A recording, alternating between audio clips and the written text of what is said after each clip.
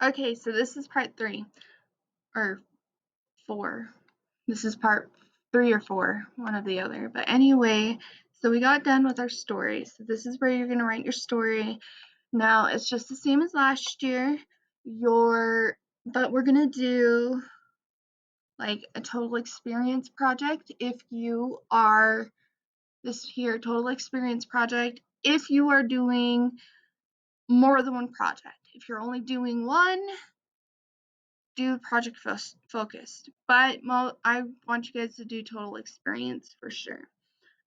These are the guidelines of how many pages you need to write. So then up here we've got photos. You can add photos. It's not judged. It's only optional. And then I will have to ask and be reminded how to do this, but I know there is a way where you have to put in all your equipment that you have already and that you've bought, and that you have to have a running equipment page. So I will ask about that, and I will do a next part for that. So this is how it is done.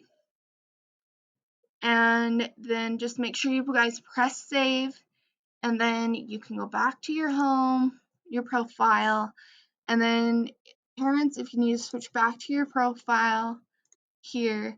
Now you're going to have asked to do a pin, so if you have your pin, go to your pin, and it's going to bring you back. And then parents, you can look at their record books. So you can look at any of your household members' record books, so you can view reports, and it can show you how to do it, how they're doing, so that way you can make sure they're doing everything, whatever you're doing. So that's that. Other parts of Zsuite is if you're here at the home page,